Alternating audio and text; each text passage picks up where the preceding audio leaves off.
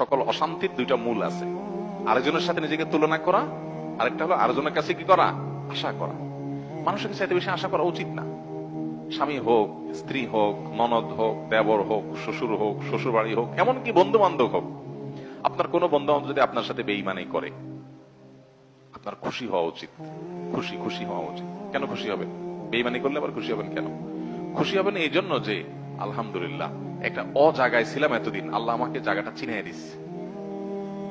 যদি বেঈমানিটা এখন না করতো, আমারে আরো কিছুদিন বাড়াইয়া তারপরে করতো, আমি আরো বেশি ক্ষতিগ্রস্ত হইতাম। আল্লাহর শুকর, আলহামদুলিল্লাহ আমি যে অজাগায় সময় ব্যয় করছি, এরকম জিগরি দোস্ত বানায় রাখছি, ও আসলে কালসাপ, এটা আল্লাহ তাআলা আমারে জানাই দিছে। আলহামদুলিল্লাহ আমি খুশি হয়ে যাব। নেগেটিভ জিনিসটাকেও পজিটিভ ভাবে আমরা দেখতে পারি। যত হতাশা আছে, এই হতাশা দূর বেশিরভাগ ক্ষেত্রে হয়ে যাবে শুধু মেন্টালিটি পরিবর্তন করলে। আল্লাহ আমাদেরকে সেই তৌফিক দান করুন। আমাদের কিচ্ছু নাই ঘরে, অল্প স্বল্প আছে, আমরা যার আছে তার সাথে তুলনা করবো না। আমার যা আছে তা নিয়ে অনেক হ্যাপি, আলহামদুলিল্লাহ। আল্লাহ আমার ছেলে মেয়ে সুস্থ রাখছেন, ক্যান্সার দেন নাই, বড় কোনো ব্যাধি দেন না, আল্লাহ শুকর। কিন্তু কাউকে ক্যান্সার দিয়েছেন, আলহামদুলিল্লাহ আল্লাহ তাআলা আমাকে মরার আগে তওবা করার সুযোগ দিয়েছেন। একটা ওয়ার্নিং আসছে, আমি এখন প্রস্তুতি নিয়ে যেতে পারি। অনেকে হঠাৎ চলে যাচ্ছে অ্যাক্সিডেন্টে, সেটা প্রস্তুতি নিতে পারে নাই। খারাপ কাজ করতে করতে গুনাহের পথে থাকতে তওবা করার আগে সে চলে গেল। আলহামদুলিল্লাহ আমাদের একটা ওয়ার্নিং পিরিয়ড পাইছি, এই সুযোগে আমি তওবা করে আমার আখিরাতটাকে সুন্দর করে যেতে পারি। প্রত্যেকটা নেগেটিভ জিনিসকে পজিটিভ দেখা যায়। বিশেষ করে আজকালকার যে হতাশা, এগুলো বেশিরভাগই হলো আমাদের অনেক খাই স্বভাবের কারণে।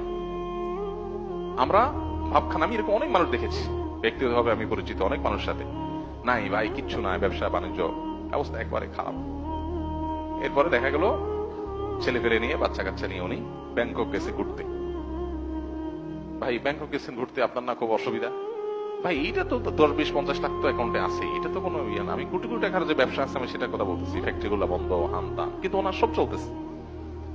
মানুষের চাহিদা যত বাড়ে সে তত দুঃখী হয়, চাহিদা যত কমে সে তত সুখী হয়। এই জন্যই কানাআত বা অল্প তুষ্ট থাকার শিক্ষা নবী সাল্লাল্লাহু আলাইহি ওয়াসাল্লাম দিয়েছেন।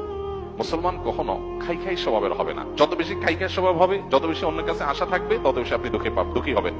এই জন্য এই জিনিসটা ছাড়তে হবে। কারোর কাছে আশা খুব বেশি করা যাবে না, এবং অন্যের সাথে কম্পেয়ার করা যাবে না। বিশেষ করে অন্য আমার চাইতে ভালো থাকলে ওটার ব্যাপারে কম্পেয়ার করা যাবে না। পৃথিবীতে আল্লাহ ছাড়া আর কারোর ব্যাপারে আশাবাদী থাকবেন না। এমনকি নিজের মা বাপও না, নিজের স্ত্রীও না, স্বামীও না, সন্তানও না, ভাই বোনও না, জিগরি দোস্ত না, কারোর ব্যাপারে না। আশা করেন, খুব বেশি আশা করে বসে থাকেন না। আশা করার পাশাপাশি এটার জন্য প্রস্তুত থাকেন, যা আশা করতেছেন তার উল্টাটাও হতে পারে।